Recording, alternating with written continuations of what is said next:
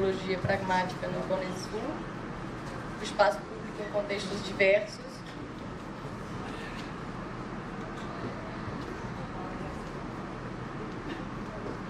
Vamos começar a compor a mesa com a professora Laura Graziella Gomes, daqui do IBGA, da UF.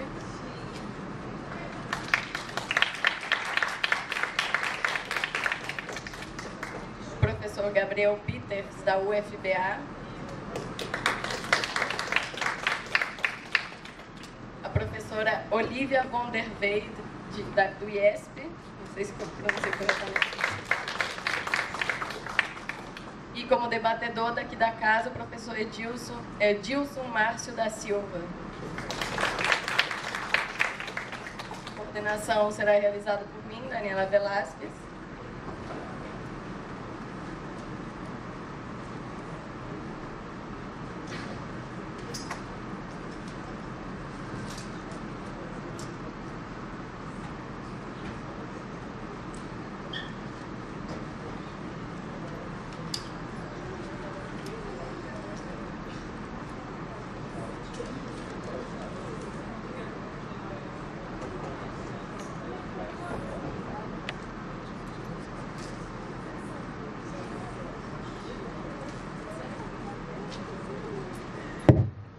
Bom, primeiro, antes que nada, queremos agradecer, em nome da organização, o aceite do nosso convite para participar aqui dessa mesa hoje e a presença de todos e todas que estão aí para escutar o que essas pessoas têm a nos dizer. O nome dessa mesa é Formas de Ação e Comunicação nas Sociedades Complexas, algumas interseções etnográficas e pragmáticas. Dando início, então, passo a palavra para a professora Laura Graziella.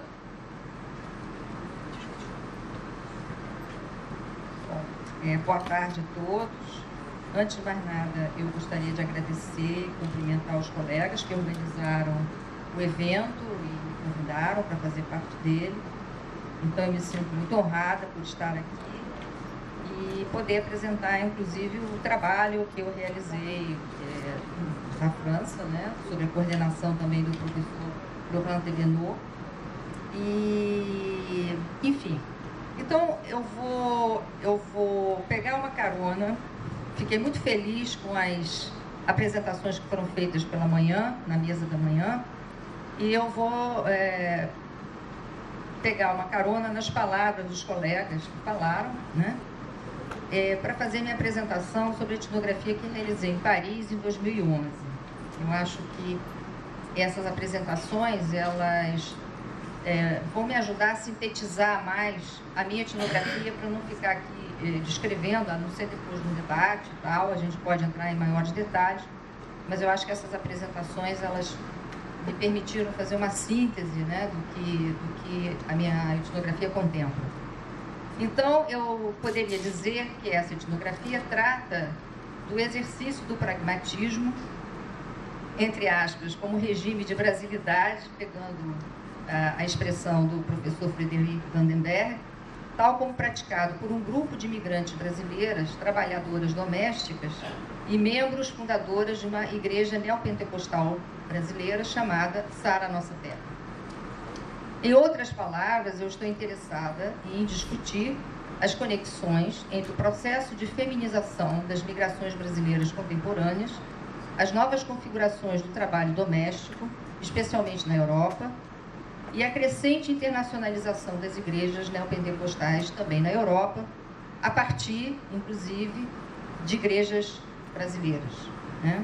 Então, há um crescimento muito grande do neopentecostalismo na Europa e com destaque, com ênfase para algumas igrejas brasileiras. Finalmente, aproveitando as colocações também do professor Alexandre Werneck, eu vou... tomar licença de usar, estarei particularmente interessada em discutir as competências que essas mulheres desenvolvem na condição de migrantes, indocumentadas, inclusive, no sentido de construírem para si uma vida qualificada. Eu estou trabalhando já um pouco com as ideias também do Agamben, né, que é um autor que tem me inspirado bastante. Então, elas querem construir uma vida qualificada, tá? Cheia de sentido, isso isso é uma expressão, inclusive, delas, né? E realizações, e, portanto, não se conformarem de forma alguma ao modelo ou às imagens atribuídas aos imigrantes na Europa, via de regra, associados às diásporas do desespero, né? E a uma vida precária e sem horizontes. Eu quero dizer que, no entendimento dessas mulheres, elas se colocam moralmente muito superiores aos seus anfitriões. Então, tem aí essa conexão entre religiosidade, trabalho e o fato de elas serem mulheres e participarem, digamos assim, da vida privada, íntima, né, dos seus patrões, quando elas exercem essas atividades domésticas, né? Bom, que mulheres são essas, do ponto de vista mais etnográfico? Elas não são brasileiras de grandes metrópoles, né? Elas são geralmente oriundas do interior do Brasil, interior do estado de Goiás, Minas Gerais, São Paulo, Paraná, Rio de Janeiro, sempre cidades do interior. Elas estão na condição de brasileiras, né, que passaram boa parte da sua vida no Brasil. Elas são jovens, estão na faixa de 30, 29, 28, 30, 35 anos. Elas, portanto, estiveram sempre regidas, né, por um código da domesticidade, né? São mulheres que viviam em cidades pequenas. Esse código da domesticidade tem a ver com o tipo de trabalho que elas faziam, como elas viviam aqui no Brasil, donas de casa, trabalhos domésticos também, sempre atividades ligadas ao âmbito da casa. E aí aquela oposição da casa-rua, do da mata, é muito interessante para a gente poder pensar todos os contrastes, né? E todas as expectativas que elas desenvolvem a partir do momento em que elas traçam esse projeto migratório. São mulheres que viviam muito sempre no âmbito da família, do parentesco. São as regiões de as relações de parentesco que predominam na vida anterior dessas mulheres, controle familiar, né? E, enfim, é um mundo pequeno, né? Um mundo com pequenos horizontes, como de praxe, numa visão assim um tanto quanto generalizada, a gente tem em relação à vida nas cidades pequenas do interior brasileiro, diferentes estados. O que elas pensam a respeito de Paris, né? Quais são os sonhos, as fantasias e as expectativas, né? Então, a primeira coisa, Paris é a cidade, a grande cidade. Encerra toda uma imagem de cosmopolitismo, né? É um mundo aberto, cheio de possibilidades. O consumo, tem a questão do consumo, que é muito importante. Tem uma dimensão muito importante também, que é a dimensão do individualismo, que é o momento em que elas pensam que elas poderão estar um pouco distantes do controle familiar.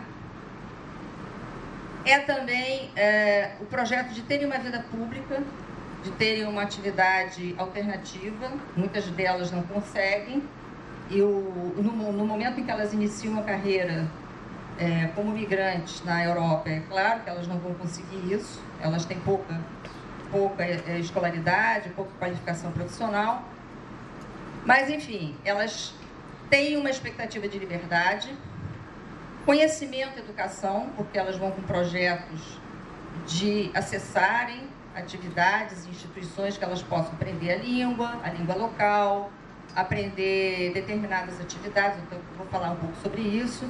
E também entrarem até numa universidade, numa escola. Agora mesmo eu recebi a notícia de que uma delas entrou na universidade, está fazendo universidade agora em Paris, Saint-Denis. Então, é interessante esses projetos, porque muitos deles dão certo. Elas conseguem chegar lá. E o acesso, uma outra coisa que é muito importante no conjunto de conversas e entrevistas que eu fiz ao longo do tempo, né? Foi um ano de pesquisa de campo, o acesso à cultura e ao lazer. Elas têm um apreço muito grande por isso, elas valorizam muito essa característica da cultura urbana de Paris, né? Os museus, principalmente. É muito interessante porque, sendo neopentecostais, elas têm um apreço muito grande pelos museus da Europa. A questão da viagem, elas viajam muito, eu vou falar sobre isso também rapidamente. Enfim, as novas experiências e lá embaixo a possibilidade de um romance ou de uma relação estável com algum europeu, né, no caso, que possa dar a ela, a elas não uma vida confortável do ponto de vista econômico, né, mas uma vida interessante, uma relação simétrica, né? Elas também são feministas.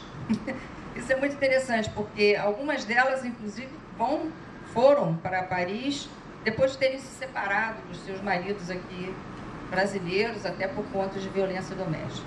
Então, olha só, é um projeto que a gente diz assim, no primeiro momento, eu fazendo essa relação aqui, assim, é um projeto que tem muito mais a ver com secularização, com a adoção de uma vida secularizada, né? Tudo aquilo que a gente pensa a respeito da modernidade europeia, né? Do que propriamente uma vida neopentecostal. E aí, a pergunta que eu fiz, né, num determinado momento, é como entra a igreja nisso. Porque elas são membros fervorosas dessa igreja, pelo menos no momento que eu estive lá, elas estavam fundando essa igreja lá em Paris.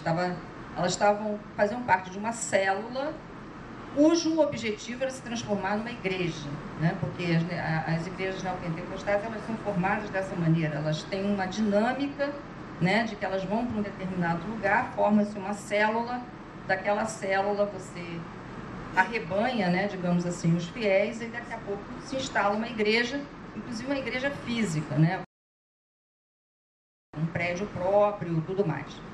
Então eu ficava pensando assim, bom, mas como é que entra essa vida religiosa?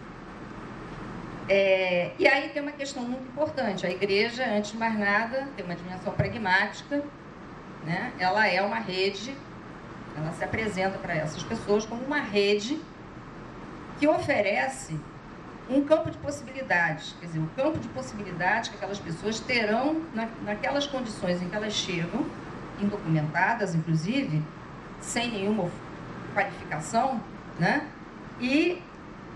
Mas o que elas podem fazer ali, né?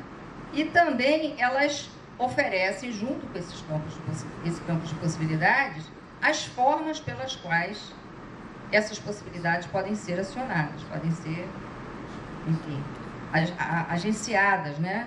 Como o termo usado pelo professor. E o que isso exige, digamos assim, de competências delas, para que elas possam se dar bem, realizarem as duas coisas, né? O projeto delas, pessoal, e também o projeto da igreja.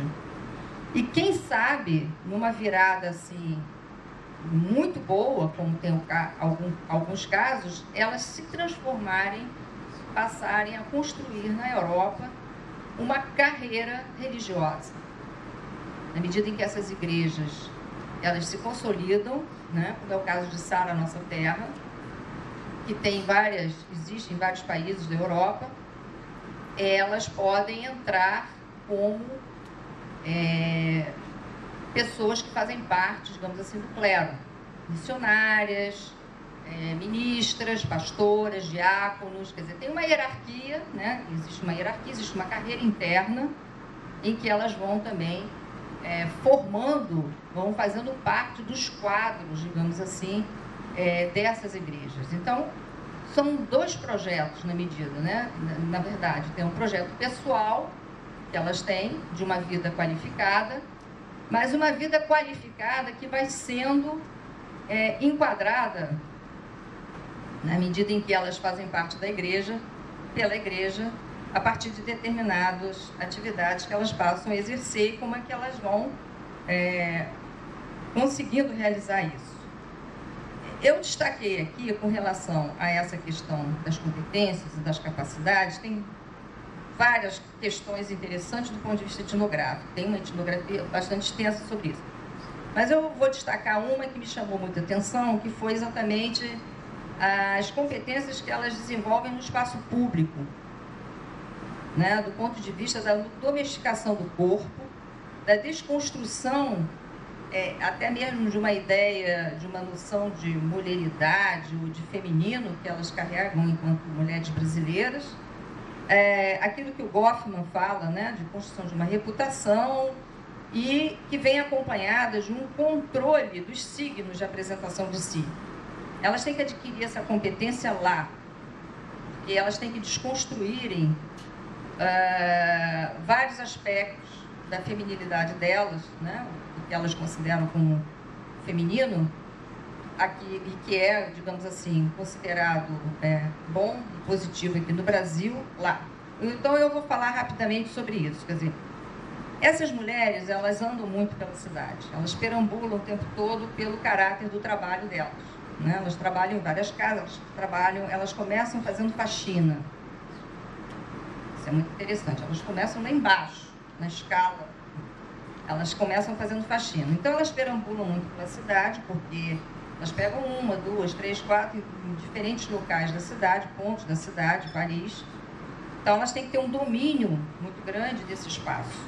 Porque nesse espaço, entre um metrô e outro, entre uma estação e outra, pode acontecer várias coisas. Elas podem ser assediadas, elas podem ser, enfim,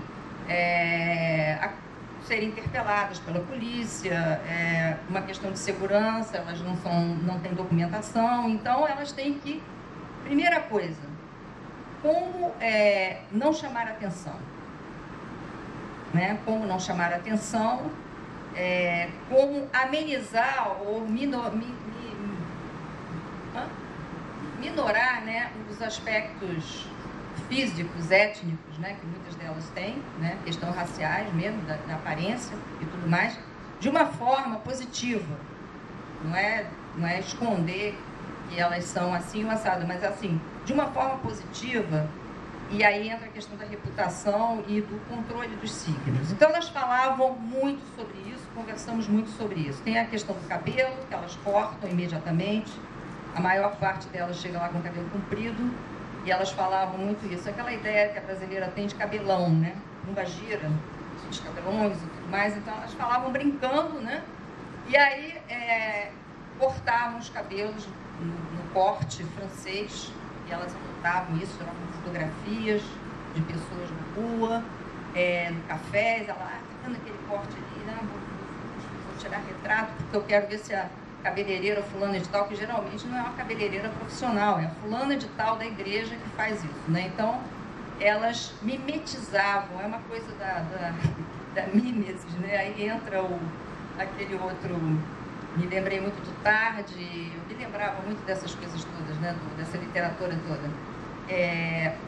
Já estou terminando já.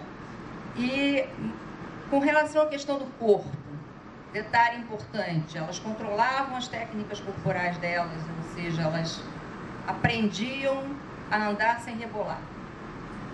Então, o negócio do rebolado para elas era uma questão de honra, né? Elas não rebolarem. A outra questão importante eram as roupas. Usar roupa larga. Elas falam assim, pois aqui todo mundo usa roupa larga. Então, a gente tem que aprender a usar a roupa larga também. Eu disse, mas que história é essa de roupa larga? Não, é porque no Brasil a gente usa muita roupa apertada, roupa justa, roupa certinha. Ou seja, eu falava de propósito justamente para elas falarem mais, né? Então, não tem... E aí elas... Com isso, elas assumiam, digamos assim, os códigos de vestimenta, né, locais. Isso era muito interessante. Então, tinha a questão da maquiagem, tinha a questão do cabelo, tinha a questão do corpo e das técnicas corporais. Para quê? A primeira coisa, elas queriam se afastar ostensivamente, isso era explicitado no discurso delas, em relação às outras categorias de imigrantes, especialmente imigração árabe, os imigrantes árabes e outras regiões da Europa. Elas não queriam ser, de forma alguma, identificadas com essas categorias de imigrantes. E outra coisa é que elas queriam se afastar ostensivamente também das brasileiras, especialmente brasileiras em determinados locais que elas frequentavam e moravam, e estavam mais vinculadas e relacionadas ao mercado do sexo, prostituição. Então, elas faziam uma dupla distinção e era muito explícito. Nós aqui queremos ser pessoas de respeito, vamos ser mulheres discretas, elegantes, Então, tem todo um discurso, né, que preza por isso. Então, essa questão dessa competência que eu falei, a competência de estar no espaço público, né? Eu acho que elas fizeram esse processo, faziam esse processo de aprendizado e de treinamento que era intenso, porque elas saíam em grupos, uma ficava reparando a outra, comentando. Eu tive o prazer e foi muito interessante de acompanhar algumas dessas perambulações que elas faziam. O segundo aspecto das outras competências, existiam as competências cognitivas, que eu acho que são interessantes, que merecem, para eu fechar a minha apresentação, merece que eu fale um pouco a respeito. Primeiramente, a competência mais importante que elas trabalhavam, principalmente quando elas estavam já trabalhando em casa de pessoas, de família, e que já estavam estabelecendo uma relação mais estável de trabalho, era a questão da afetividade, com a finalidade de adquirir a confiança. A confiança se torna uma moeda extremamente importante para essas mulheres. Elas obterem a confiança das famílias, dos patrões que as empregavam. Porque o objetivo era deixar de ser faxineira. E se a família era uma família que tinha alguma pessoa idosa ou crianças, o ideal é que elas se tornassem babás, viessem a ser convidadas para serem babás, ou então cuidadoras. E aí tem vários casos disso, inclusive tem um caso dramático, que eu não vou chegar a falar agora, porque não vai dar tempo, mas é interessante que esse era o objetivo. Então, melhorar nessa carreira do trabalho doméstico. Eu não quero continuar a ser faxineira, sou até onde puder, mas eu quero trabalhar como babá e aí entrar mais ainda na intimidade, no sentido da vida familiar desses patrões. Então, isso era algo muito importante. E, com isso, elas usavam essa questão da criatividade e da reflexividade. Eu, no artigo que eu escrevi, e que eu espero que seja publicado agora em Portugal, eu falo muito da Margaret Archer, porque eu trabalhei muito com aquela discussão da Margaret Archer das conversações interiores. Elas faziam essas conversações interiores o tempo todo. E eu percebi essa questão das conversações interiores por conta dos cultos. Eu tive que começar a participar dos cultos porque era a forma que eu podia ter mais contato com elas demoradamente, para poder entender todas essas características, né, dessa vida migrante qualificada. E a questão mais importante que eu percebi é que, como elas faziam parte do culto, elas era uma igreja que tinha muitas mulheres, então tinha a questão da palavra, né, um momento importante do culto, né, o pentecostal é a palavra, é quando um membro, né, ele vai escolher uma parte do Evangelho, da Bíblia, no caso, né? E ali ele vai discorrer sobre esse trecho da Bíblia, né? Então, ele tem uma semana para fazer isso. Então, ele ou ela vai escolher o trecho, geralmente eram elas, como eu disse, e ali ela vai desenvolver uma reflexão a partir daquele trecho. E o que eu comecei a achar interessante, a andar junto com elas, e perambular e conversar sobre a vida delas, é que geralmente elas acabavam escolhendo trechos da Bíblia que tinham a ver com as questões que elas estavam vivendo diante daquela realidade, daquela necessidade pragmática de se ajustar, né, àquela vida, né, e as exigências que aquela nova vida faziam, né? O ter que aprender um monte de coisa, o ter que lidar com a maneira de ser dos franceses, dos parisienses, levar não, né? Todas essas questões elas tinham que resolver rapidamente, e os textos eram muito incisivos, os textos escolhidos geralmente refletiam essas questões. E quando elas apresentavam essa interpretação hermenêutica, essa exegese que elas faziam do tal trecho que elas mesmas escolhiam, era interessante porque elas ali apresentavam essas conversações interiores.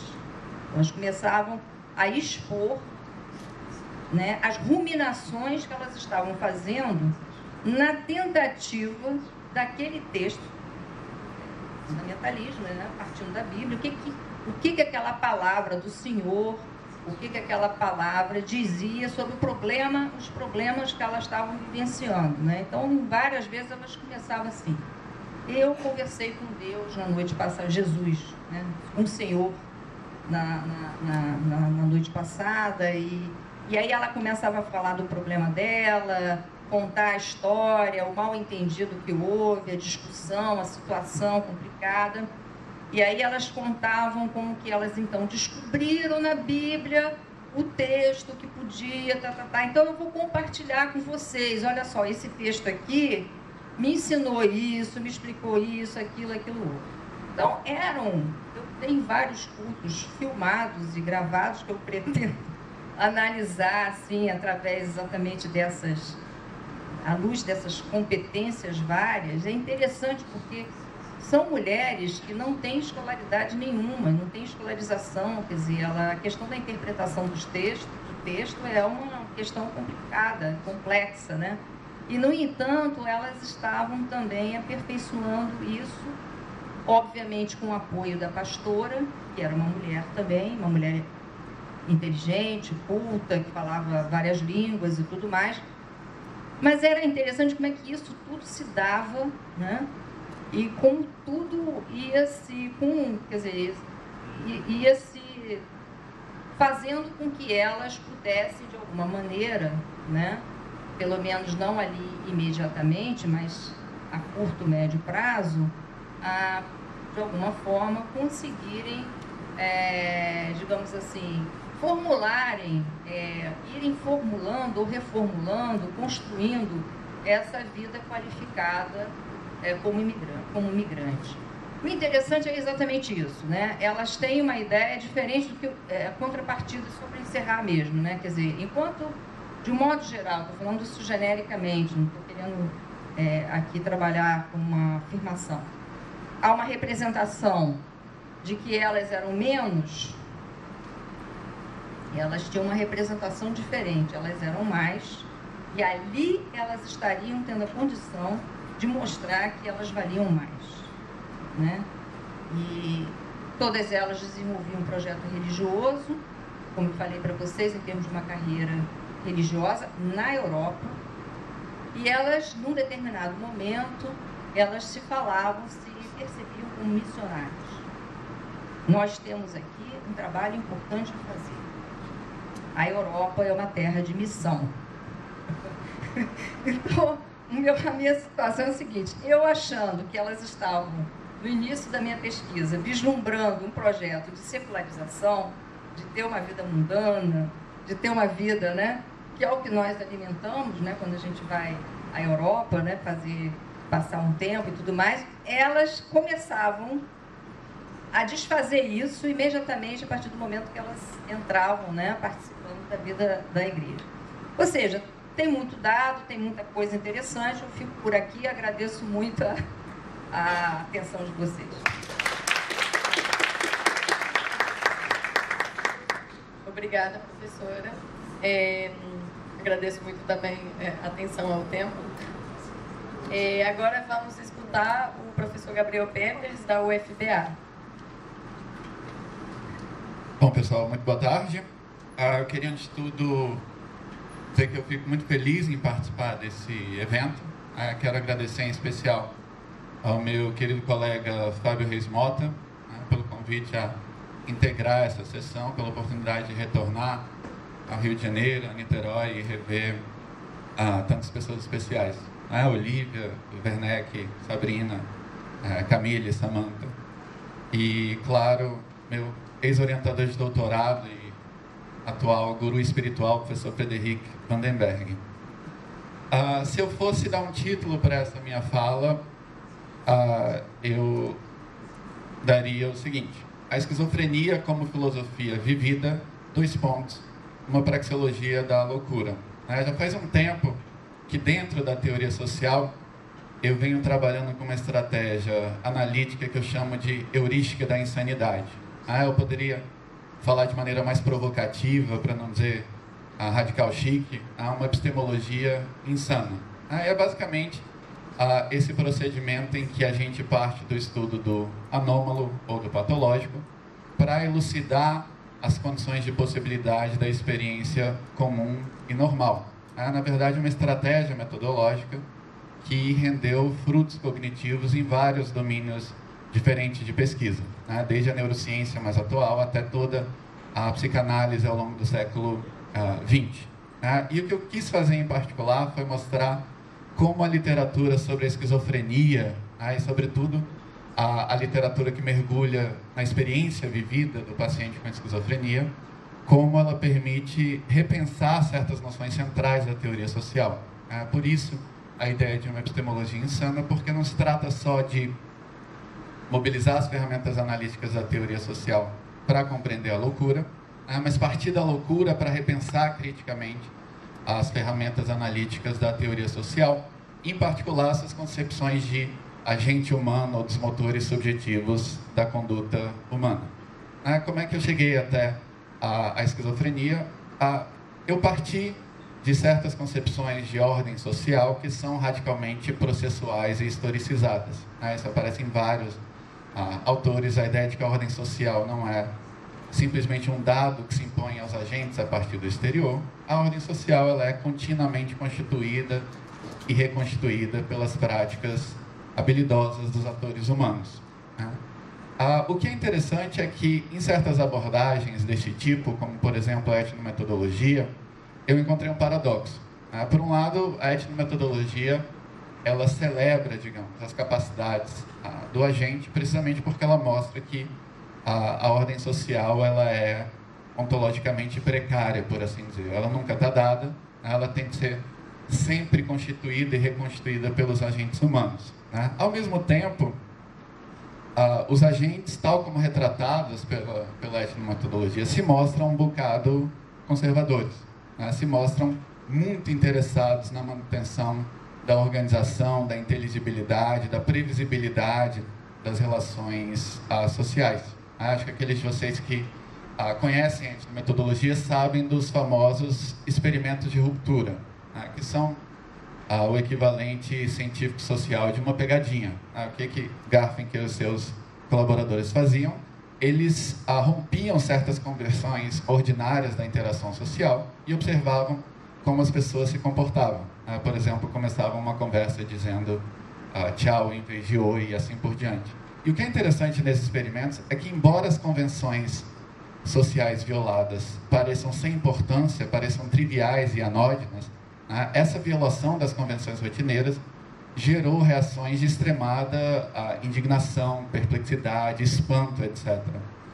E o que é interessante é que Garfinkel não chega a explorar de onde vem, afinal, esse espanto. Porque a questão é, já que a ordem social só se reproduz através das práticas habilidosas dos agentes, por que, afinal de contas, os agentes são tão investidos na manutenção da ordem social?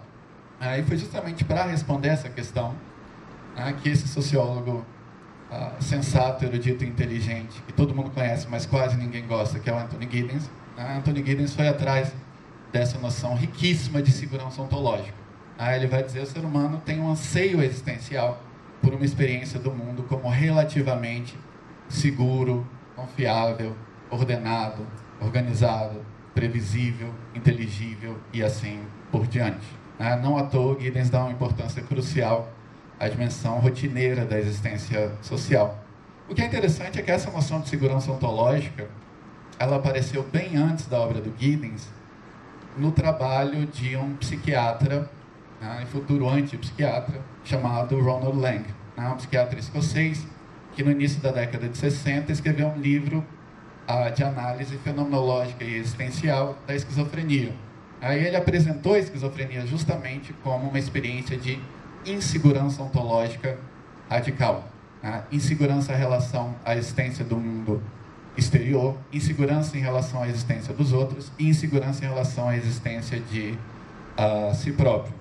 E pegando o gancho dessa perspectiva, eu quis comparar o que diz a fenomenologia da esquizofrenia com os retratos teóricos hegemônicos da ação humana. Eu me refiro a esses retratos pela expressão galáxia praxeológica. A galáxia praxeológica na teoria social, uma expressão que parafraseia o termo do Philippe Courcouf, galáxia construtivista. E alguns postulados centrais nessa perspectiva, creio eu, são justamente revertidos na esquizofrenia. A esquizofrenia é quase uma praxeologia às avessas. Vou tentar mostrar por quê. Qual o primeiro postulado fundamental dessas visões praxeológicas?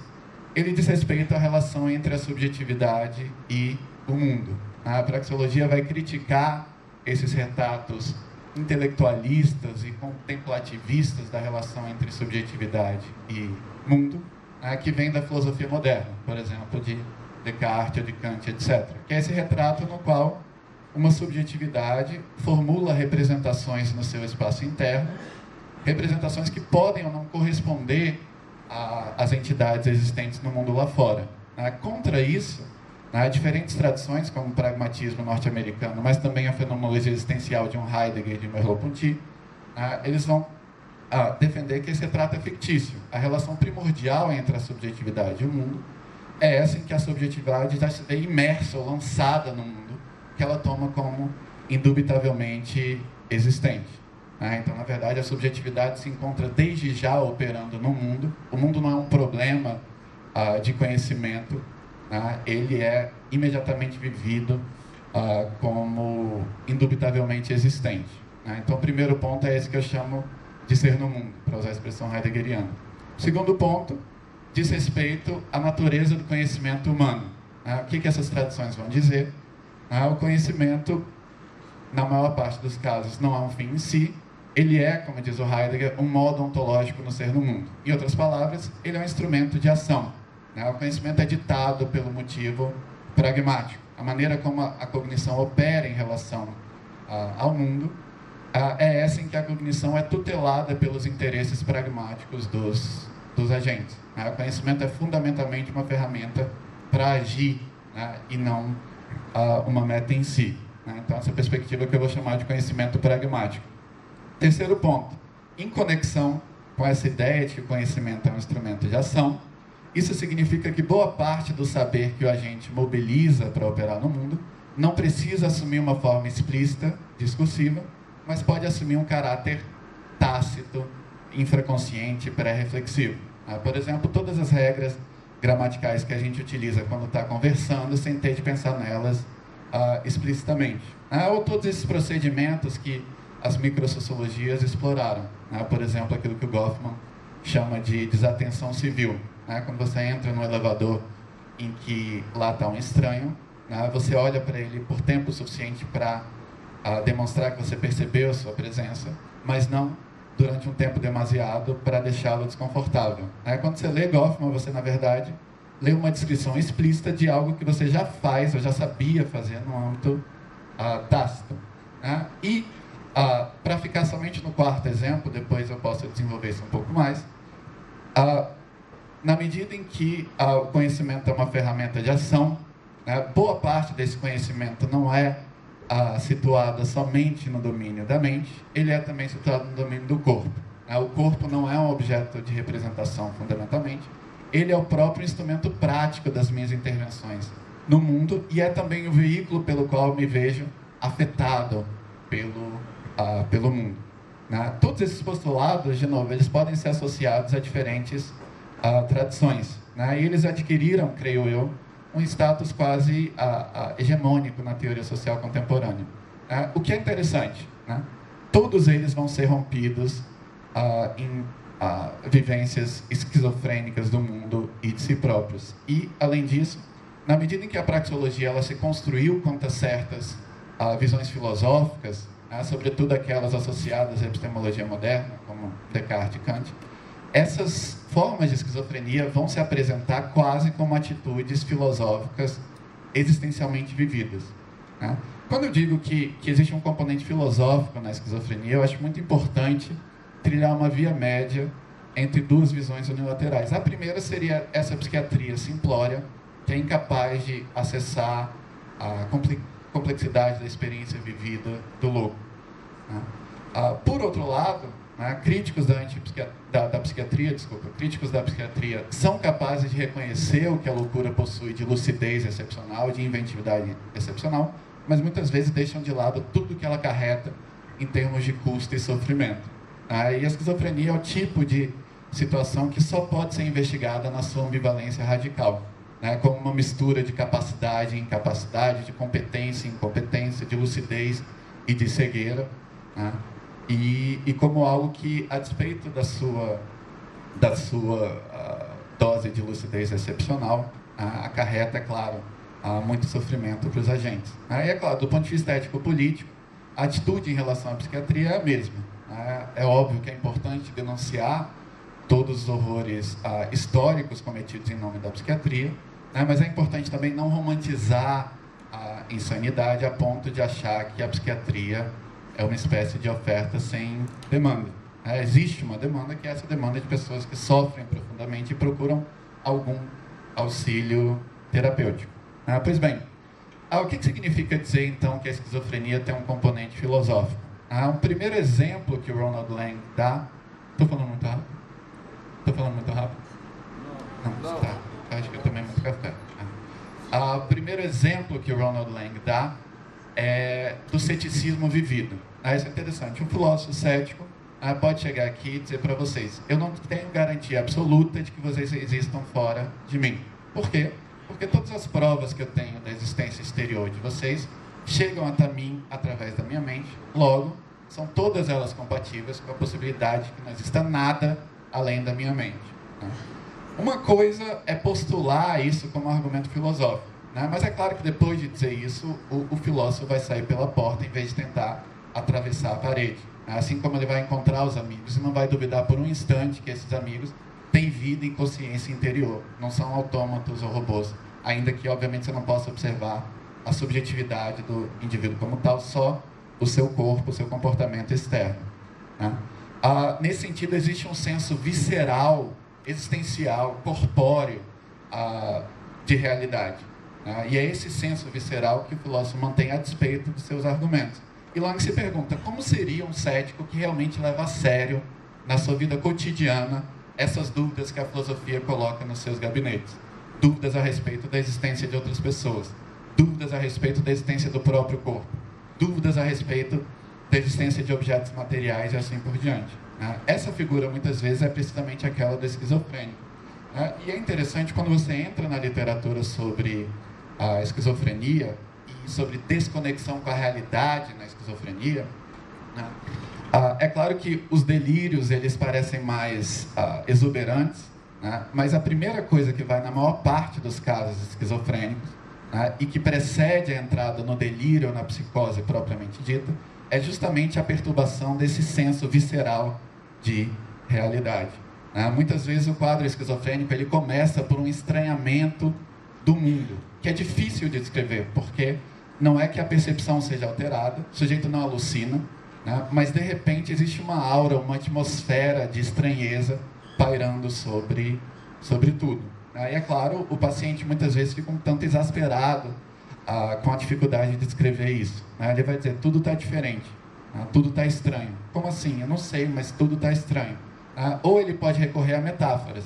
Então ele vai dizer: é como se houvesse um vidro entre a minha mente e o mundo lá fora. É como se eu estivesse vendo as coisas através de um microscópio. É como se as pessoas não fossem reais, fossem projeções cinematográficas. É como se as pessoas estivessem representando um papel. E, de novo, o como se mostra que não existe delírio aí. A pessoa não acredita efetivamente que está vivendo dentro de um filme. Ela não acredita efetivamente que existe um vidro entre ela e a realidade, mas ela não consegue deixar de vivenciar a sua inserção no mundo com esse estranhamento. E muitas vezes esse estranhamento é tão insuportável que o delírio entra para dar algum sentido e inteligibilidade a essa experiência. Então, depois desse longo período em que a pessoa percebe uma aura de artificialidade no comportamento das outras pessoas, ela vai chegar e concluir: de fato, as pessoas estão se comportando de modo artificial, porque são parte da conspiração que está sendo movida contra mim.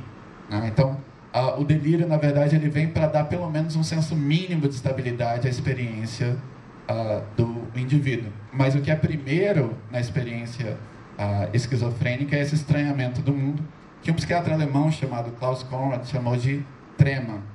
A trema é uma expressão que atores de teatro na Alemanha usam para descrever a ansiedade que eles sentem momentos antes de entrarem em cena. E o que é muito importante quando a gente analisa a esquizofrenia é ser realmente capaz de capturar essas atmosferas de humor, essa ideia de uma aura de experiência, uma atmosfera de experiência que não tem a ver com delírio, mas tem a ver com o modo de ser no mundo, por assim dizer. Então, em vez de ser no mundo, o ser fora do mundo, uma espécie de kantianismo vivido. Essa ideia de que existe um hiato entre o mundo aqui dentro e o mundo lá fora não é uma ficção filosófica, ela é uma vivência intensamente sentida. O sujeito sente como se não consegue chegar no mundo, se sente aprisionado no espaço interno da sua subjetividade e incapaz de estabelecer um contato com o mundo lá fora. O segundo exemplo que eu daria seria da quebra do senso prático, de todas essas habilidades tácitas que a gente mobiliza para agir, e, em vez disso, uma entrada na hiperreflexividade. E nesse ponto eu acho muito importante, quando a gente pensa formas de loucura e sofrimento psíquico na contemporaneidade, combater o modelo mais clássico da loucura, que é o da loucura dionisíaca. A loucura como irrupção do irracional, do selvagem, do primitivo, do arcaico, como derrota da racionalidade e do autocontrole. Quando a gente vai analisar formas de sofrimento psíquico na contemporaneidade, várias das patologias não são patologias da perda da consciência, mas justamente de uma espécie de autoconsciência infernal. E quando eu estou tratando desses círculos infernais de autoconsciência, particularmente importantes são todas as condições psíquicas em que a sua preocupação com o sintoma exacerba o próprio sintoma. O exemplo óbvio seria o da insônia. Se eu perco a confiança no meu corpo para emergir no sono, quando eu vou deitar, eu estou preocupado em não conseguir dormir. Como eu estou preocupado se eu vou conseguir dormir, eu vou ficar monitorando o meu estado físico e mental para saber se eu estou relaxando. Agora, obviamente, conforme eu monitoro o meu estado físico, eu estou mantendo uma atitude alerta que só me impede de relaxar. Outro exemplo, transtorno obsessivo compulsivo. Se eu disser para vocês, não pensem em um elefante rosa, ele aparece ali. Não é por quê? Porque quando eu digo para você, não pense em, a sua mente só pode saber no que ela não pode pensar se ela pensar antes no que ela não pode pensar. O que significa que existe um efeito rebote aí da supressão de pensamento. Agora, quando a pessoa tem toque, o pensamento que invade a mente dela é o mais horroroso possível. Então a pessoa tem o pensamento do filho sendo torturado até a morte. Ou uma pessoa religiosa, por exemplo, tem pensamentos blasfemos, uma fantasia de sexo com demônio, alguma coisa assim. E é claro, a pessoa luta desesperadamente para suprimir esse pensamento, e quanto mais ela luta, mais ele retorna. Um terceiro e último exemplo, ataques de pânico.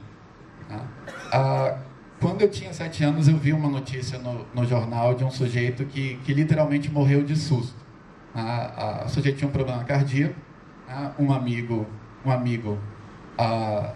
deu um susto nele, ele teve um piripaque e acabou morrendo. E quando eu fui me deitar, eu pensei, poxa, que coisa estranha, será que você pode ficar com tanto medo a ponto de ter um ataque cardíaco? E, naturalmente, quando eu fiquei com medo, meu coração começou a bater um pouco mais forte. E quando ele começou a bater um pouco mais forte, eu pensei, não, na verdade, agora eu estou mais próximo de um ataque cardíaco. O que me deixou com mais medo, o que fez meu coração bater mais forte e assim por diante. Um ataque de pânico é isso, é essa ansiedade que se alimenta de si próprio. É um círculo infernal em que o sintoma ele é exacerbado pela tentativa de controle do sintoma. E vários desses elementos aparecem na fenomenologia da esquizofrenia. Muitas vezes o esquizofrênico ele é socialmente incompetente, não porque ele não seja inteligente, mas porque ele tem um senso quase goffmaniano de tudo que a gente mantém no estado implícito nas interações sociais. E muitas vezes são pessoas anormalmente inteligentes, mas com raciocínio hiperanalítico, e não conseguem lidar com o que existe de vago, de fuzzy nessa ideia do tato. Então, por exemplo, todo mundo sabe que existe um equilíbrio entre proximidade e distância física quando você conversa com outras pessoas. né? Você não pode ficar próximo demais para não invadir o espaço dela, você não pode ficar distante demais para não respeitá-la, forçá-la a vir até você. Qual que é a distância ideal?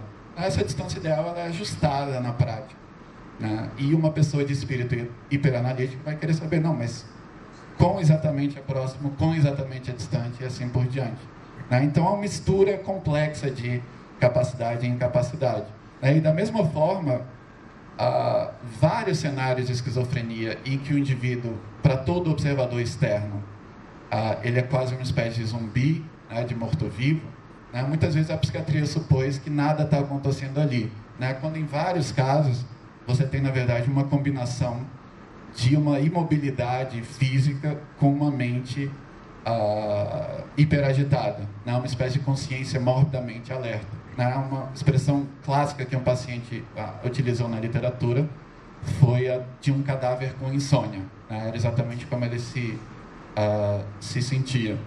E, por último, a substituição do ser-corpo pelo ser fora do corpo. De novo, o que a praxeologia denuncia como fictício nas visões clássicas do corpo na filosofia? É essa ideia de que o meu corpo é um objeto da minha representação, quando, na verdade, eu não só tenho um corpo, eu sou um corpo. E vários cenários na esquizofrenia envolvem um estranhamento radical em relação à própria corporeidade. A pessoa efetivamente se sente uma consciência pura alocada em um corpo estranho, né? Ou sente que seu corpo pode deixar de existir a qualquer momento.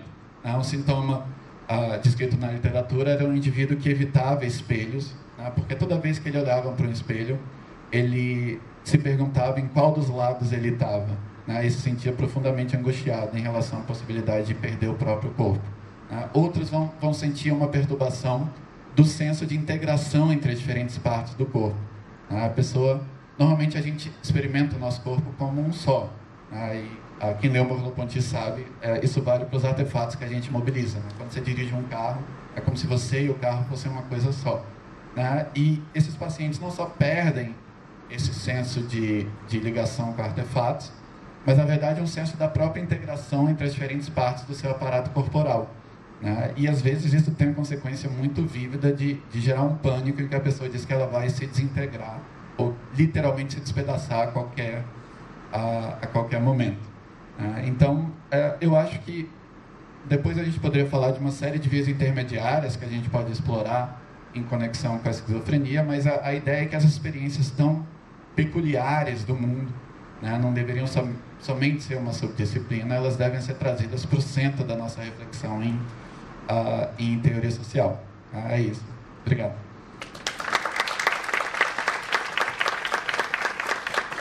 Muito obrigada. Agradeço também a atenção do tempo. Agora eu vou passar a palavra para a professora Olivia van der Weide. Boa tarde, gente. Primeiro, eu também queria agradecer muitíssimo a possibilidade de estar aqui, especialmente ao Fábio pelo convite. Me sinto realmente honrada de ter a oportunidade de falar aqui para essa plateia, onde se encontram também o meu supervisor de pós-doc, o Frederic, e também o professor Tevinô, o Marco Antônio Melo, de quem eu tive a honra de ser aluna na graduação. Então, para mim, é um momento muito feliz também de compartilhar essa mesa com os colegas. Eu vou falar um pouquinho aqui para vocês da minha pesquisa de doutorado, onde eu pesquisei as práticas e a percepção de mundo de pessoas cegas. E eu vou focar especialmente num objeto específico, que é a bengala, né? E nas práticas de reabilitação que ajudam a esse objeto se transformar numa extensão do corpo, né? Na locomoção de pessoas cegas.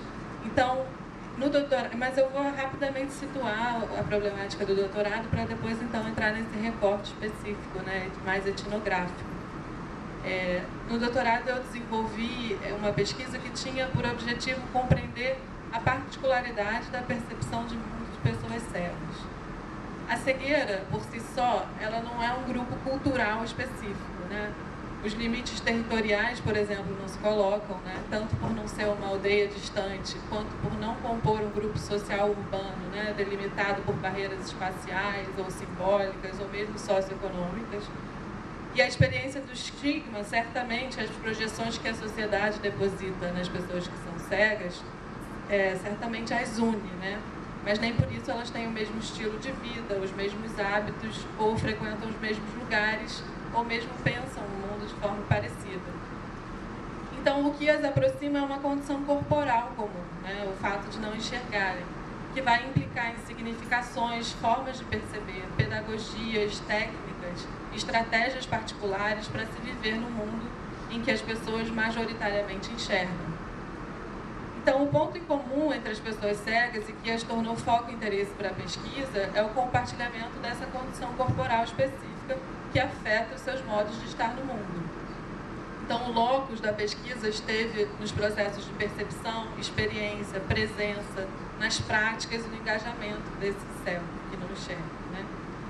E aí, repercutindo as preocupações de uma ontologia prática, eu procurei abordar a cegueira a partir da multiplicidade da sua realidade, né? A fim de compreender como essas versões eram coordenadas nas práticas.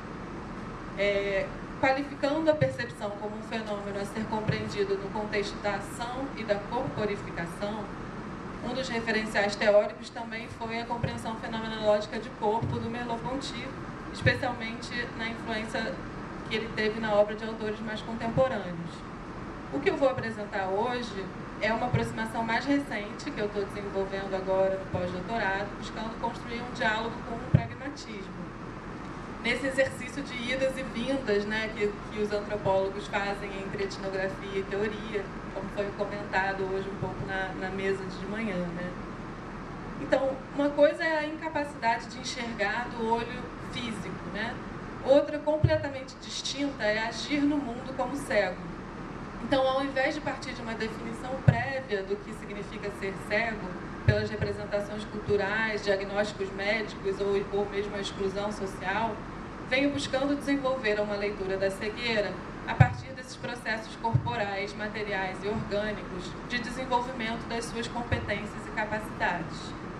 Processos que são indissociáveis dos meios que as pessoas cegas estão inseridas. Então, eu proponho um olhar para a cegueira como uma experiência de reestruturação da existência que permite o surgimento de novos modos de envolvimento com os objetos e com o mundo. Se considerarmos com Latour que nas situações de rotina o mundo adquire uma transparência que dificulta a percepção de certos elementos que o constituem, tomados como naturais ou óbvios pelos atores, né? Os atendimentos da reabilitação no Instituto Benjamin Constant, que foi onde eu realizei a maior parte do meu trabalho de campo, eram ocasiões privilegiadas para acompanhar essa emergência de capacidades e formas de ação e percepção próprias à cegueira, justamente porque durante a reabilitação, esse novo modo de existência e funcionamento ainda é instável. É por ainda estarem atravessando rupturas e transformações significativas nos seus modos de engajamento e ação no mundo que os traços perceptivos e as capacidades corporais de pessoas cegas, forjadas inicialmente na reabilitação, se tornam apreensíveis, se não para os próprios atores, ao menos para a pesquisadora. Então, descrevendo experiências e atividades observadas, eu busco explicitar esse senso prático da cegueira nas próprias situações em que está localizado, um sentido imanente à corporalidade e à experiência, irredutível a critérios transcendentes ou normalizantes. Então, o treinamento de orientação e mobilidade, que eu vou focar nessa apresentação para falar da Bengala, né, consiste num programa educacional de múltiplos estágios, no qual habilidades motoras e de orientação são treinadas para ensinar a pessoa com deficiência visual como se orientar em ambientes pequenos ou amplos, como ser eficientemente guiada por uma outra pessoa e como proteger o seu próprio corpo. Parte do treinamento é especialmente dedicada ao uso da bengala longa, fundamental para a caminhada e a exploração sistemática de ambientes desconhecidos. O objetivo último desse treinamento, nem sempre atingido, é alcançar o que eles chamam de mobilidade independente e segura. por meio da incorporação de uma série de técnicas, mas também por uma educação da atenção aos sentidos e aos sinais significativos do mundo. Uma espécie de reclassificação ou reorganização do mundo a partir de materialidades ou referenciais não visuais. Uma pessoa que se torna cega se encontra num estado de desequilíbrio. A cegueira representa inicialmente uma ruptura com um modo de funcionamento perceptivo anterior, e aí eu estou falando principalmente da situação de quem perde a visão, né? Exigindo uma série de modificações das funções orgânicas que antes regulavam a interação harmoniosa desse organismo com o seu meio, para que esse equilíbrio seja restaurado. Os atendimentos, então, são organizados em ações orientadas em momentos críticos ou situações de prova, que acontecem em um ambiente especialmente estruturado para a produção de microindeterminações a serem superadas pelo organismo no contexto prático de agir. E a gente está falando da escala individual, né? A proposta é que as pessoas entrem em contato com os objetos e com o entorno, atuando sobre o meio e sofrendo seus efeitos sensíveis. As ações vão permitindo pequenos ajustamentos em relação ao ambiente, até que pouco a pouco se alcança uma adaptação mais estabilizada do corpo por meio dos órgãos e dos demais sentidos. É sobretudo nessas microsituações orgânicas de indeterminação que novas capacidades vão emergindo, por meio da investigação e uma interação transformadora com os objetos ou elementos exteriores que oferecem resistência ao ser e que vão sendo superados a fim de se alcançar as metas estabelecidas para aquela situação. No caso da orientação e mobilidade, algumas delas são enquadramento, tomada de direção, uso do som como pista sonora, procurar e seguir linhas guias. Como lembra Dewey, cada ato conduz por acumulação a um novo ato. De uma experiência a outra, há um tipo de desenvolvimento, já que ela modifica o organismo, lhe permitindo adquirir novos hábitos e habilidades. Então, as próprias ações da pessoa em reabilitação a afetam e, ao ser afetada, ela vai buscando controlar suas ações e ajustá-la a essa situação de deslocamento. Pelo intercâmbio prático estreito com o mundo ao redor, o equilíbrio orgânico inicialmente perdido vai sendo restaurado. Mas esse novo equilíbrio, antes de entrar num regime de familiaridade, passará por novas situações de prova, tanto estruturadas nos próprios atendimentos, quanto não estruturadas, quando a pessoa começa a sair sozinha na vida cotidiana, né? E isso inclui, como um dos elementos centrais para o deslocamento, a capacidade de se locomover com o auxílio de um objeto específico, a bengala. Então, se no início a bengala é um objeto estranho,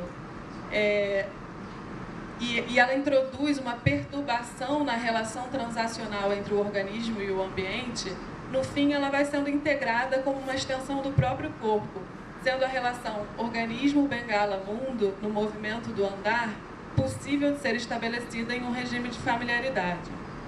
Eu vou descrever um pouco uma situação de campo, de observação desses atendimentos, para a gente entender como isso é construído na prática, né? Acompanho o atendimento de OM, de Orientação e Mobilidade, de Maria, no programa de reabilitação do Benjamin Constant. Maria é uma mulher de cerca de 40 anos, trabalhadora rural do interior do estado, que ficou cega e veio para a cidade do Rio de Janeiro em busca do programa de reabilitação do Instituto. Após uma breve conversa na sala com a terapeuta ocupacional para saber o que ela treinou durante a semana, ela pergunta: construiu o mapa mental da igreja? Saímos pelo corredor. Um pouco antes de chegar ao largo salão da entrada, paramos. A TO, terapeuta ocupacional, né, vou falar TO a partir de agora, quer que Maria, com o auxílio da bengala, siga em frente, atravesse o saguão e alcance a recepção, que fica ligeiramente à direita de onde estamos, a uns 20 metros à frente, num ângulo mais ou menos de 45 graus. E ela indica que a Maria deve fazer o enquadramento e tomar a direção para saber onde está e para onde vai. Maria vira ligeiramente o corpo para a esquerda e começa a se movimentar, direção que a afasta do objetivo. A TO ajuda Maria com a indicação verbal da direção. Você está indo para a esquerda, a recepção fica mais à direita, lembra? A TO se posiciona em relação à reabilitanda, à frente do seu corpo e voltada para ela, com as costas alinhadas ao balcão da recepção, e busca direcioná-la guiando sua atenção pelo som da sua voz. Entre muitos erros e alguns acertos, Maria se desloca. Durante um trajeto posterior, da rua até o ponto de ônibus, próximo ao Benjamin Constant, a TO, com indicações verbais, corrige diversas vezes o passo de Maria e a lembra que ela deve coordenar o passo com a bengala. Tem que bater com a bengala do lado contrário do pé que está na frente. Paramos muitas vezes e recomeçamos. A tarefa exige atenção e concentração constantes. A bengala tem que ser movida na direção oposta ao pé dianteiro, com a mesma velocidade da passada do pé. Maria apresenta dificuldade nessa coordenação. A TO diz para ela que é normal, que esse é o conteúdo mais complicado da orientação e mobilidade. No começo exige foco e determinação, mas depois que ela tiver assimilado a técnica, fluirá normalmente. As técnicas de uso da bengala têm a finalidade de habilitar pessoas com deficiência visual a se locomover com segurança e independência, tanto em ambientes familiares como desconhecidos. Alcançar a mobilidade independente e segura nem sempre é possível para todas as pessoas cegas. O sucesso depende de uma série de fatores, mas o principal é se a pessoa consegue se adaptar corporalmente à bengala e corporificar as técnicas relativas ao seu uso, torná-las familiares ou habituais. A técnica do toque, quando executada corretamente, fornece proteção contra objetos situados na calçada, transmite características da textura das superfícies em contato com a ponta da bengala ao conduzir as vibrações para o dedo indicador, a mão e os ouvidos, alerta o usuário para mudanças verticais na superfície, tais como declínios, buracos e inclinações, e qualquer omissão ou desvio da execução prescrita da técnica vai reduzindo a sua efetividade, pondo em risco, então, a segurança do indivíduo. Durante o procedimento, a bengala deve ser segurada com o dedo indicador apoiado no seu corpo, né, como se ela fosse uma extensão do dedo. O braço também tem uma posição específica, né? Deve se manter inclinado à frente da linha média do corpo e um pouco afastado do tronco. O dorso da mão voltado para fora. Então, o movimento da bengala é determinado pela ação do punho. Não se deve mexer o braço como um todo. Dessa maneira, o toque vai ser feito no solo com a amplitude de aproximadamente 5 centímetros ao lado de cada ombro. E aí, ao deslocar a bengala de um lado para o outro, a ponta da bengala deve se manter rente ao solo, então pegando toda a dimensão, né, do corpo. Então, um dos pontos mais difíceis da técnica, ao mesmo tempo fundamental para a correta execução, é essa coordenação pé-bengala, que eles chamam, né, ou toque-passada. Ao caminhar, a pessoa deve sempre deslocar a bengala para o lado oposto do pé que está em movimento. Deve imprimir um ritmo, sincronizando o toque da bengala no solo com a passada do pé. Isso permite estabelecer um modo particular de envolvimento com o mundo. A sincronização da bengala com o solo é um comportamento que ocorre não entre um corpo e um objeto, mas que gera uma nova estrutura de intuitividade, uma nova composição simpatizante de tendências dos materiais do mundo. A coordenação pé-bengala é a única garantia de que o chão está sendo pré-rastreado antes de você pisar, o que vai prevenir justamente desbarrar em objetos ou cair num buraco.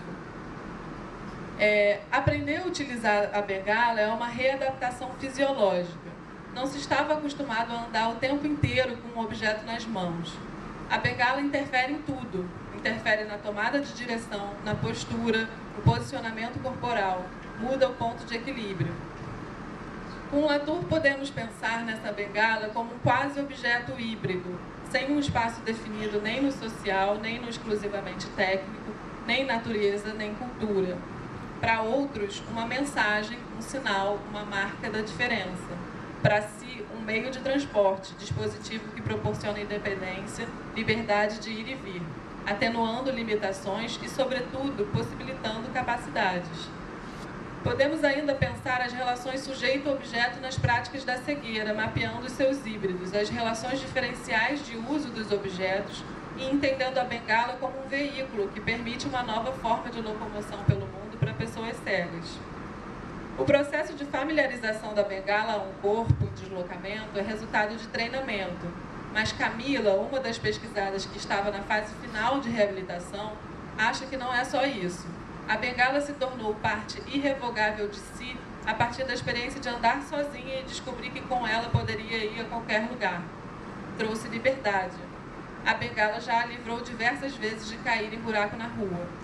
Antes de começar a usá-la, ela diz que tinha horror de descer qualquer degrau e que hoje em dia ela vai, aí, palavras dela, ela vê para mim a altura do degrau e diz que ela desce direitinho e não tem mais dificuldade. Thévenot procura mostrar, com sua análise das conveniências pessoais e locais, que o caráter social da relação entre agência e ambiente material não é resultante apenas da ideia de uma coletividade ou de práticas compartilhadas. A relação é sustentada por gestos idiosincráticos dependentes do caminho que cada um traça. É nesse nível de integração visceral que se dá a relação entre corpo e bengala. O que se compartilha na reabilitação não é o gesto em si. Esse pode ser em grande medida incompreensível, mas o modo de engajamento no qual esse gesto ganha sua propriedade. Uma característica central da dinâmica do engajamento consiste nas pistas, nas marcas ou nas qualidades que o agente usa para se apossar ou capturar o ambiente e para avaliar o sucesso do seu engajamento por meio da revisão ou criação. Então, as provações, os testes e exercícios de Camila junto à bengala permitiram a descoberta e a aquisição de capacidades que se mostram particularmente úteis no trânsito cotidiano. A bengala também desenvolve, nessa articulação antropomórfica, habilidades visuais privadas ao indivíduo que a manipula. Vê o obstáculo, vê a altura do degrau. Para que se chegue até lá, para que o híbrido corpo-bengala adquira essas capacidades e competências, é preciso passar por um processo de treinamento, de corporificação, onde é fundamental aprender técnicas e segui-las, desenvolver uma habilidade e um modo próprio de envolvimento com aquele objeto. É necessário ainda desenvolver uma relação de confiança corpo-dispositivo, descobrir pela familiaridade e pela experiência que essa hibridização pode ser útil. Nem todos os acoplamentos são bem-sucedidos, nem todas as experiências são de libertação. Ou seja, nem toda pessoa cega consegue compor um regime de familiaridade com a bengala, e mesmo quando o faz, isso não é garantia definitiva desse regime. Pedro acha que a bengala tem um problema, ela não ouve nem fala. Diz que no Benjamin Constant se exalta muito a bengala, mas a pessoa pode bater o rosto num orelhão, mesmo com a bengala na mão. Isso, uma situação que ele próprio já tinha vivenciado. Se a pessoa vem andando, batendo a bengala na parte baixa do chão, consegue detectar o espigão do orelhão, mas a altura do rosto pode bater diretamente na cúpula. Então, experiência comum a muitos cegos, o orelhão se tornou um dos principais inimigos dessa mobilidade independente e segura em ambientes urbanos. Outro incômodo do Pedro em relação à bengala é estar sempre com uma das mãos ocupadas. Quando possível, ele próprio prefere andar com guia vidente, outra forma de locomoção. Um outro pesquisado fala sobre o seu processo de acoplamento com a bengala da seguinte maneira: quando comecei a usar a bengala, achei que todos os meus problemas estariam resolvidos, até que um dia, caminhando por uma rua, pisei numa poça d'água. Aí descobri que a bengala não resolve todos os nossos problemas, ela não enxerga água. O processo de ajuste, então, da pessoa com o dispositivo é sempre ambivalente. É um movimento duplo de abertura e fechamento do mundo de uma pessoa. O ajuste, então, vai produzir uma materialidade comum que, ao mesmo tempo, é o que capacita e descapacita, permite e proíbe. Como lembram Bodansky e Thévenot, nem as pessoas nem as coisas possuem atributos fixos. Os objetos são tanto suportes que dão estabilidade e solidez às ações, quanto impõem constrangimentos a elas. A cegueira, enquanto modo perceptivo próprio de estar no mundo, emerge a partir das formas de resolução de problemas postos em situações práticas. Pensando com Dewey, podemos entender os atendimentos da reabilitação como meios de produção de experiências estruturadas para que um organismo que inicialmente se encontrava em estado de paralisia pela perda da visão, saia do estado de sofrimento passivo e entre em um processo de experimentação ativa com as coisas em um ambiente estruturado. Ali ele encontrará ocasiões para investigar seu próprio corpo no ambiente a fim de reduzir as incertezas, as tensões e as incompatibilidades de sua locomoção e exercitar seu domínio espacial. Com a repetição e a prática, os diferentes elementos da situação de deslocamento, seu corpo em relação ao ambiente, os dados sensoriais e o manusear da bengala, se articulam para compor um todo integrado. A bengala no caminhar do cego faz parte do seu espaço corporal. É como se fosse uma extensão da pele ou do órgão perceptivo do tato. Interferir numa bengala em pleno uso, como muitas pessoas fazem quando supostamente tentam ajudar uma pessoa cega na rua, né?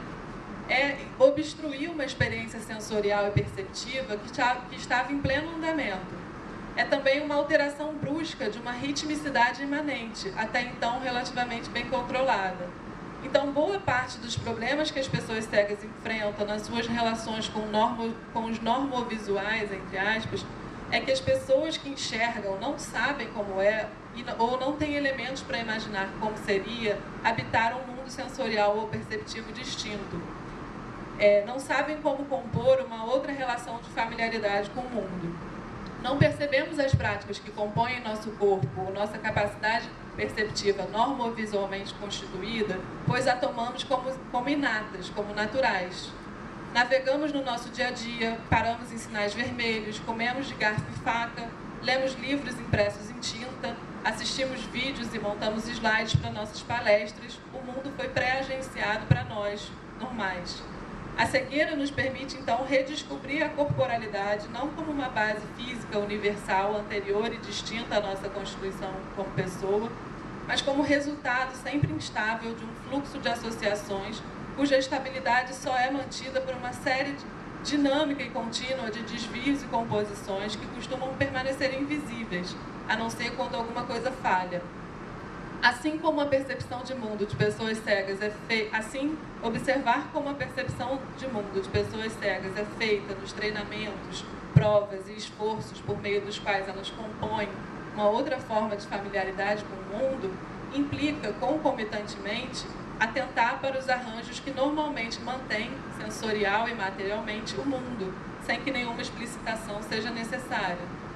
A existência da cegueira relativiza, então, o mundo da visualidade, ao explicitar as redes e os elementos heterogêneos constitutivos que mantêm essa nossa ilusão de normalidade. O que a cegueira nos revela é que o mundo não é naturalmente desse jeito e que existem uma multiplicidade de modos de engajamento e composição de relações familiares com o mundo, não centrados na visualidade, distintivamente significativos e hábeis. Então, a cegueira, assim como a visualidade, não está dada, mas é constantemente fabricada, mobilizando objetos, outros humanos, manuais, conhecimento técnico especializado, adaptação corporal e muitas outras conexões na sua produção. Ambos, cego e bengala, são transformados nesse processo de hibridização que acontece ao longo da reabilitação. Ao ser integrada a essa rede sociotécnica da cegueira, a bengala faz agir, proporcionando ao híbrido cego-bengala maior capacidade de ir e vir, independência e autonomia, podendo nessa condição ser considerada como um actante ou como quase sujeito. Acho que é mais ou menos isso, deve ter ficado bem no tempo.